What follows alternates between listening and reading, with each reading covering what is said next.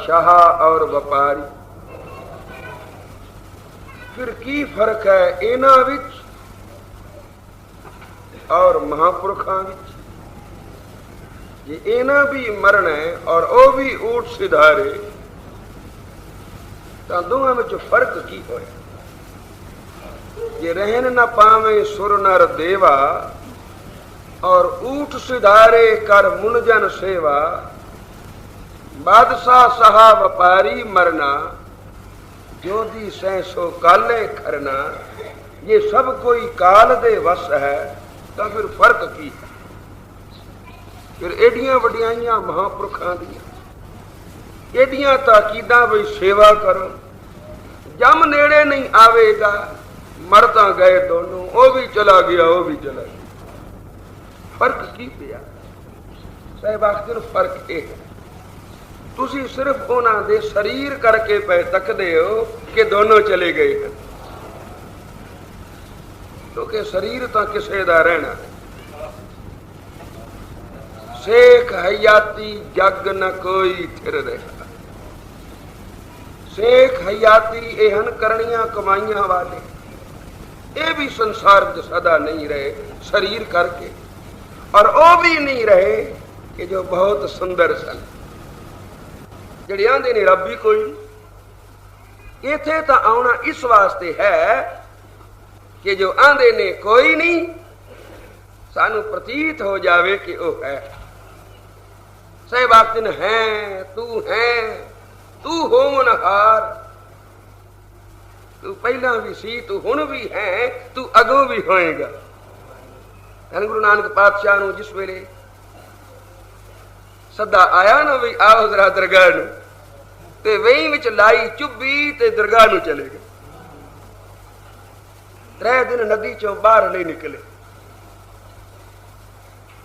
जे रामदास घबरा गया, वेखन सुनन वाले रो पे, एक ही पाना वरतिया पर बेबे नानकी दा सिदक सलामत सी।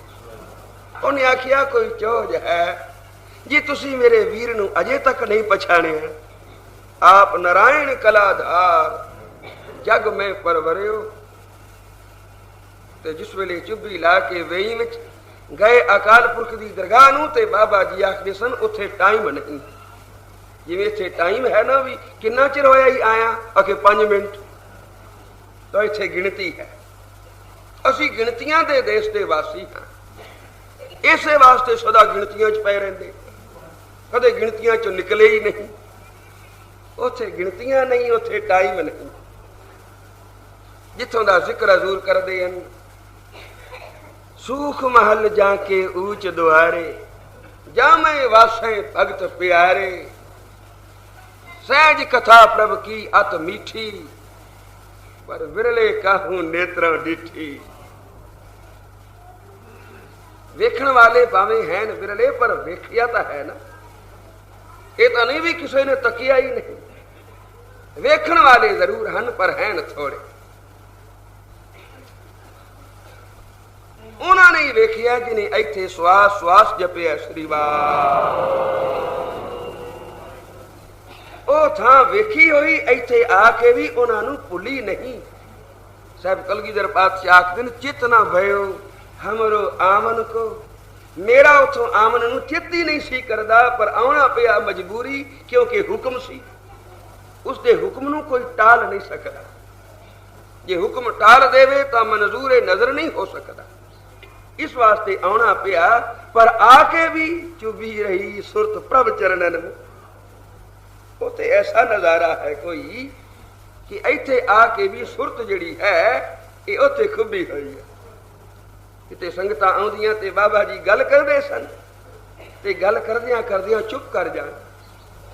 ਫਿਰ ਪੁੱਛਣਾ ਕੀ ਗੱਲ ਕਰ ਰਹੇ ਸਨ, ਕਿਉਂ ਬਈ ਕੀ ਗੱਲ ਕਰਦੇ ਸਨ? ਤੇ ਆਪ ਹੀ ਆਖਦੇ ਸਨ ਗੱਲ ਕਰਨ ਨੂੰ ਜੀ ਨਹੀਂ ਕਰਦਾ। ਆ ਗੁਰੂ ਕੀ ਸੰਗਤ ਆਈ ਜਾਣ ਕੇ ਸਤਿਕਾਰ ਕਰਦੇ ਹਾਂ, ਬਾਕੀ ਗੱਲ ਕਰਨ ਦੀ ਫੁਰਸਤ ਨਹੀਂ, ਮਨ ਮੁੜ ਮੁੜ ਉਧਰ ਜਾਂਦਾ। ਤਾਂ ਉੱਥੇ ਕੀ ਹੈ? ਸਾਹਿਬ ਆਖਦੇ ਨੇ ਉੱਥੇ ਹੈ ਤੈ ਗੀਤ ਨਾਦ ਅਖਾਰੇ ਸੰਗਾ, ਊਹਾਂ ਸੰਤ ਕਰੇ ਹਰ ਰੰਗਾ, ਤਹਿ ਮਰਨ ਨਾ ਜੀਵਨ ਸੋਗ ਨਾ ਹਰਖਾ। ਕਿਉਂ? ਜਿੱਥੇ ਮਰਨ ਨਹੀਂ ਸਦਾ ਜੀਵਨ ਹੈ, ਜਿੱਥੇ ਸੋਗ ਨਹੀਂ ਸਦਾ ਹਰਖ ਹੈ, ਖੁਸ਼ੀ ਹੈ। ਇਹ ਕਿਸ ਕਾਰਨ ਆਖਿਆ? ਇਹ ਇਸ ਵਾਸਤੇ ਕਿ ਸਾਚ ਨਾਮ ਕੀ ਅੰਮ੍ਰਿਤ ਵਰਖਾ, ਉੱਥੇ ਸੱਚੇ ਨਾਮ ਦੀ ਅੰਮ੍ਰਿਤ ਵਰਖਾ ਹੁੰਦੀ ਹੈ। ਤੇ ਦਾਤੇ ਨੇ ਆਖਿਆ ਇਹ ਅੰਮ੍ਰਿਤ ਵਰਖਾ ਕੀਰਤਨ ਨਿਰਮੋਲ ਕੀ ਹੀਰਾ ਮੈਂ ਮਾਤ ਲੋਕ ਵਿੱਚ ਇਸੇ ਵਾਸਤੇ ਲੈ ਕੇ ਆਇਆ ਕਿ ਤੁਹਾਨੂੰ ਵੀ ਮਰਨ ਨਾ ਹੋਵੇ, ਸਦਾ ਜੀਵਨ ਹੋਵੇ, ਤੁਹਾਨੂੰ ਵੀ ਸੋਗ ਨਾ ਹੋਵੇ, ਸਦਾ ਹਰਖ ਹੋਵੇ। ਕਿਉਂਕਿ ਇਹ ਉਸੇ ਦਰਗਾਹ ਦੀ ਦਾਤ ਹੈ। ਔਰ ਤੁਸੀਂ ਜਿਸ ਵੇਲੇ ਸਤਸੰਗ ਵਿੱਚ ਆਉਂਦੇ ਹੋ ਤਾਂ ਭਾਵਨਾ ਧਰਿਆ ਕਰੋ ਅਸੀਂ ਉਸੇ ਦਰਗਾਹ ਵਿੱਚ ਆਏ ਹਾਂ। ਤਾਈਏ ਤਾਂ ਕਬੀਰ ਨੇ ਆਖਿਆ ਹੈ ਕਹਿ ਕਬੀਰ ਅਬ ਕਹੀਏ ਕਾਹੇ, ਸਾਧ ਸੰਗਤ ਬੈਕੁੰਠੇ ਆਏ। ਇੱਕ ਵਾਰੀ ਕਬੀਰ ਜੀ ਕਥਾ ਕਰ ਰਹੇ ਸਨ, ਸੰਗਤ ਸੁਣ ਰਹੀ ਹੈ, ਹੋਰ ਤਾਂ ਕਿਸੇ ਨੂੰ ਨਜ਼ਰ ਨਾ ਆਇਆ, ਪਰ ਕਬੀਰ ਜੀ ਨੇ ਤੱਕ ਲਿਆ। ਇੱਕ ਮੇਰੇ ਸੱਜੇ ਖੜੋਤਾ ਹੈ, ਇੱਕ ਖੱਬੇ ਖੜੋਤਾ ਹੈ। ਕਬੀਰ ਨੇ ਆਖਿਆ ਆਓ ਭਾਈ। ਇਹ ਬੜੇ ਸੁੰਦਰ ਸਰੂਪਵਾਨ ਸਨ, ਬੜੇ ਉਜਲੇ ਪੁਸ਼ਾਕੇ ਸਨ ਇਹਨਾਂ ਦੇ। ਆ ਦਰਗਾਹ ਵਾਸੀਆਂ ਦੀ ਪੁਸ਼ਾਕ ਚਿੱਟੀ ਹੈ, ਉੱਥੇ ਸਫੈਦ ਰੰਗ ਹੈ, ਉੱਥੇ ਕੋਈ ਹੋਰ ਰੰਗ ਨਹੀਂ। ਕਬੀਰ ਜੀ ਨੇ ਪਛਾਣਿਆ ਆਓ ਭਾਈ ਭਗਵਾਨ ਦੇ ਦੂਤੋ ਕਿਸ ਤਰ੍ਹਾਂ। ਉਹਨਾਂ ਨੇ ਰਾਮ ਜੀ ਦਾ ਪਰਵਾਨਾ ਅੱਗੇ ਰੱਖਿਆ। ਕਬੀਰ ਜੀ ਚਲੋ ਯਾਦ ਕੀਤਾ। ਕਿੱਥੇ? ਅਕੇ ਵੈਕੁੰਠ ਵਿੱਚ। ਵੈਕੁੰਠ ਵਿੱਚ ਦੁਨੀਆ ਤਰਲੇ ਲੈਂਦੀ ਹੈ ਕਿਤੇ ਸਵਰਗ ਵਿੱਚ ਹੀ ਚਲੇ ਜਾਈਏ, ਭਾਵੇਂ 2-4 ਦਿਨ ਰਹਿ ਕੇ ਮੁੜ ਗਿਰ ਜਾਈਏ, ਪਰ ਸਵਰ ਦਾ ਇੱਕ ਵਾਰੀ ਮੂੰਹ ਤਾਂ ਵੇਖ ਲਈਏ। ਤੇ ਤੁਸੀਂ ਮੈਨੂੰ ਵੈਕੁੰਠ ਵਿੱਚ ਲਿਜਾਣ ਵਾਸਤੇ ਆਏ ਹੋ? ਅਕੇ ਹਾਂ। ਸ਼ੁਕਰ ਹੈ, ਚਲੋ ਭਾਈ ਹੁਣੇ ਹੀ ਚੱਲਾਂ। ਆਖੇ ਬਸ ਹੁਣੇ ਹੀ। ਸੰਗਤ ਸਾਰੀ ਹੈਰਾਨ, ਕਿਸ ਨਾਲ ਪੈ ਗੱਲਾਂ ਕਰਦੇ ਹਨ। ਨਜ਼ਰ ਤਾਂ ਕੋਈ ਆਉਂਦਾ ਨਹੀਂ ਕੋਲ ਖੜੋਤਾ ਕਿ ਭਗਵਾਨ ਕਿਸ ਨਾਲ ਪੈ ਬੋਲਦੇ ਹੋ ਭਗਵਾਨ। ਤਾਂ ਕਬੀਰ ਨੇ ਆਖਿਆ ਰਾਮ ਜੀ ਦੇ ਦੂਤ ਆਏ ਹਨ ਲੈ ਜਾਣ ਵਾਸਤੇ। ਆਂਦੇ ਨੇ ਚਲੋ ਵੈਕੁੰਠ ਨੂੰ। ਪਰ ਕਬੀਰ ਨੇ ਸਵਾਲ ਕੀਤਾ ਕਿਉਂ ਬਈ? ਆ ਜਿਵੇਂ ਇੱਥੇ ਸਤਸੰਗ ਸਜਿਆ ਹੋਇਆ ਹੈ, ਵੈਕੁੰਠ ਵਿੱਚ ਹੈ ਨਾ ਇਸੇ ਤਰ੍ਹਾਂ, ਤਾਂ ਇਹਨਾਂ ਸਾਰਿਆਂ ਸਾਥੀਆਂ ਨੂੰ ਵੀ ਨਾਲ ਲਈ ਚੱਲੀਏ, ਇਸੇ ਤਰ੍ਹਾਂ ਬਹਿ ਕੇ ਫਿਰ ਸਤਸੰਗ ਦਾ ਰਸ ਮਾਣਾਂਗੇ। ਉਹਨਾਂ ਆਖਿਆ ਨਹੀਂ ਮਹਾਰਾਜ, ਉੱਥੇ ਇਸ ਤਰ੍ਹਾਂ ਸਤਸੰਗ ਨਹੀਂ ਹੁੰਦਾ। ਇੱਥੋਂ ਦੇ ਸਤਸੰਗ ਦਾ ਉਹ ਤਾਂ ਫਲ ਹੈ। ਜਿਹਨੂੰ ਭਗਵਾਨ ਨੇ ਫਲ ਦੇਣਾ ਹੋਵੇ ਕਿਸੇ ਕਰਨੀ ਕਮਾਈ ਦਾ, ਉਸ ਨੂੰ ਵੈਕੁੰਠ ਵੀ ਸੱਦਿਆ ਜਾਂਦਾ ਹੈ। ਮਹਾਰਾਜ ਉੱਥੇ ਇਸ ਤਰ੍ਹਾਂ ਸਤਸੰਗ ਨਹੀਂ। ਤਾਂ ਕਬੀਰ ਨੇ ਆਖਿਆ ਮੇਰੇ ਪਰਵਾਨਾ ਚੁੱਕ ਲਓ ਔਰ ਵਾਪਸ ਚਲੇ ਜਾਓ।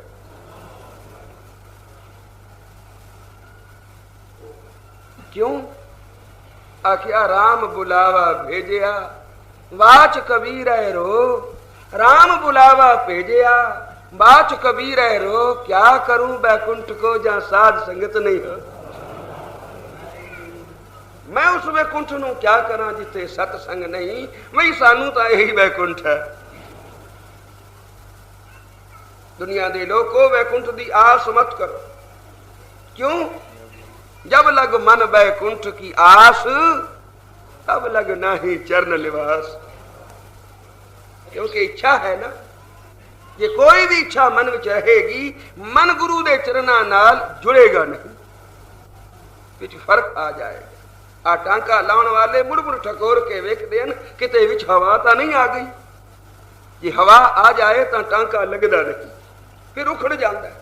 पानी उथों लीक करता रहता है, क्योंकि इत्थे हवा सी, उन्हें टांका लगन नहीं दिता। इसे तरह ही ये मन विच कोई भी इच्छा रहेगी तो मन गुरु दे चरना नाल नहीं जुड़ेगा। तो मन च वैकुंठ दी आशा भी न हो। जब लग मन बैकुंठ की आस, तब लग नाही चरण निवास। खाई कोट न पर लग पारा, ना जानो बैकुंठ द्वारा। कहे कबीर अब कहिए काहे, साध संगत बैकुंठ आए। की अखे बहुता कुछ आखिए, असी तो समझते हैं भी जदों संगत विच आ गए उदों असी बैकुंठ विच आ गए। नारद महाराज ढूंढते फिरते सन, अखीर भगवान लभे। तो नारद ने पूछया, महाराज बड़ा चिर हो गया फिरदे दर्शन करने वास्ते, जिथे जावा दर्शन ही नहीं सन हुंदे। पूछया किथे किथे गया सी? नारद ने आखिया बैकुंठ विच गया सा। फिर अकियासन खाली। खीर समुद्र विच गया सा। फिर शेषनाग दी सेजा खाली। फिर मैं जोगियां दे हृदय विच झाती पाई, तो उथे भी तू कोई ना। महाराज कोई ऐसी थां दसो जिथे भटकना ना पवे, बस आए और सीधे तेरा दर्शन कर लिया। तो उस वेले आखिया, नारद फिर मैं तेनू अपना घर दसा, निज घर जिथे मैं हमेशा हुंदा हां। ये ते मेरे पते जिहड़े हन ना एड्रेस, ये किसे किसे वेले वास्ते हैं, पर जिहड़ा मेरा अपना पता है ना असली, जिथे मैं सदा निवास करदा हां और जिथे आया कदे कोई खाली नहीं गया दर्शना तो, जे आखे तो ओ थां दस दियां। नारद ने आख्या फिर दसो, ओयो थां दसो जिथे आके कोई निराशा ना चला जाए, तेरा दर्शन हो जाए। तो भाई साहब आखदे ने, भगवान ने उत्तर दिता, निज घर मेरो साध संग नारद मुनि। ए नारद मुनि, मेरा जेड़ा निज घर है ना, अपना घर, ए ही सतसंग। निज घर मेरो साध संग नारद मुन, दर्शन मेरो साध संग निज रूप है। ये सतसंग दा दर्शन, ये मेरा दर्शन है। पर जिवें अन्ने नूं नहीं ना पता लगदा कोल चीज पई होवे, ओदे बाणे कोई नहीं पई। इसे तरह भावना तो हीणिया वास्ते सतसंग मेरा दर्शन नहीं, क्योंकि उन्हें भावना सहित करना ही नहीं। भावना दी आखी नहीं खुली। साध संगत बोलो श्री तै गीत नाद अखाड़े संगा। क्योंकि जो कुछ उत्थे हुंदा साहिब आखदे ओही कुछ इत्थे सतसंग विच हुंदा। साच नाम की अमृत वर्खा, इत्थे भी नाम दी वर्खा हो रही है। उथे जिस वेले गए निरंकार गुरु नानक, वहीं वे चुब्बी ला के, तो बाबा जी आखदे सन उथे कोई समा नहीं, कोई टाइम नहीं। पर फिर भी अखे तुहानू समझावन वास्ते इतना कुछ आखना पैंदा भी 2.5 घड़ियां इथों दे वक्त मुताबिक 2.5 घड़ियां धन गुरु नानक पातशाह जांदे ही निरंकारी जोत विच लीन हो गए। ये 2.5 घड़ियां दे बाद 24 मिनट की एक घड़ी होंदी है। तो 1 घंटा भर 24 ढाया 60 होंदा है, 60 मिनटा का घंटा होंदा है। तो 2.5 घड़ियां आखे इथों दे वक्त मुताबिक निरंकारी जोत विच लीन रहे। ते उस तो बाद फिर हाथ जोड़ के सन्मुख खड़ोते। निरंकार ने आखिया, हो कुदरत, नानक दा नाम निरंकार ने कुदरत रखिया सी। मैं कादर हां, तू मेरी कुदरत है। कुदरत ओ कुदरत संसार नूं तारन वास्ते भेजिया, फिर परत क्यों आए? आखिया गरीब नवाज, पहला मैनू ये दसो भी तेरी दरगाह दे बाहर मैं जो कुछ तकिया वो दस दे। आखिया कहो। ता साहब ने शब्द उचारिया, जित दर लख मुहम्मदा। आ तेरी दरगाह दे बाहर बैठे हैं लख मुहम्मदा, लख ब्रह्मा विष्ण महेश, लख लख राम वडीरियां, लख राही लख वेश, लख लख ओथे जती है सतियां ते सन्यास। ये सारा शब्द उचारिया। आखिया मैं बाहर बैठे वेखे हैं, इन्हां नूं अपने विच क्यों नहीं मिलाया कि नानक इन्होंने मेरा नाम नहीं जपाया, इन्होंने अपना जपाया। ता नानक ने आखिया बस निरंकार मैं इसे वास्ते आया कि किते मैं भी अपना नाम ना जपा बवा, मैनू तुसी दसो भाई मैं की जपावां। उस वेले निरंकारी जोत चों एक धुन उठी, केड़ी? एक ओंकार सतनाम करता पुरख निरभव निर्वैर अकाल मूर्त अजूनी सैभं गुर प्रसाद। गुर प्रसाद तक ये आवाज आई ते फिर चुप हो गई। साहब दा अंग नहीं फरकदा, खड़ोते हैं विस्माद विच। निरंकार ने पूछा, नानक की करना है? आखिया जप। निरंकार जो कुछ तू दसिया ना मैं इहदा जप कर रहा। किवें कर रहे हैं? तां साहब ने आखिया आद सच। ये सचिया तू आद विच भी सच सी, जुगाद सच तू जुगा करके भी सच है भी सच तू हुण भी सच है। नानक होसी भी सच तू अगा भी सच ही रहेगा। है तू हो मनहार जो सदा है। उसनू जे कोई पावना नाल आराधेगा किवें ना आएगा। तो आखिया शरीर ये जरूर विनसने हैं, इन्होंने सदा नहीं रहना, रहन ना पावे सुर नर देवा, ऊठ सिधारे कर मुन जन सेवा। नाले जेड़े रिखी हन मुनि हन जपी हन तपी हन, उन्होंने शरीर की इच्छा ही नहीं रही। तो समझते हैं शरीर भी एक उपाधि है। कड़ा जिस वेले समुद्र के विच डबो दिता, घड़े दे अंदर बाहर पानी भर गया। हुण भावें वो घड़े वाली ठीकरी विच होवे कि ना होवे, उसका कोई फर्क नहीं पैंदा। इस वास्ते रहन न पावे सुर नर देवा, ऊठ सिधारे कर मुन जन सेवा। सहवाक जिन जीवत पेखे आओ वेखो जीवदियां बाबा जी ने, जिन्हां दे नाम दा डंका वज रिहा, जिन्हां दी कमाई दा झंडा झूल रहा है, और जिसकी खाक लैके साध संगत कंगले पातशाहियां मान रहे हैं। जीवत पेखे जीवत पेखे जिन हर हर जीवत पेखे हर हर जीवत पेखे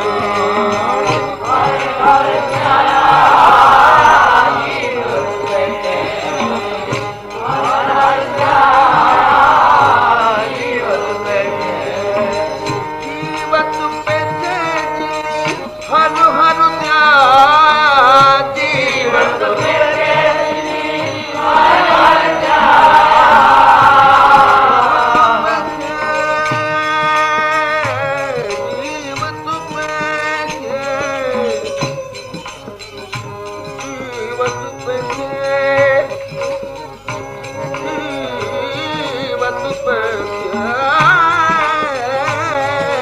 जीवत पे हर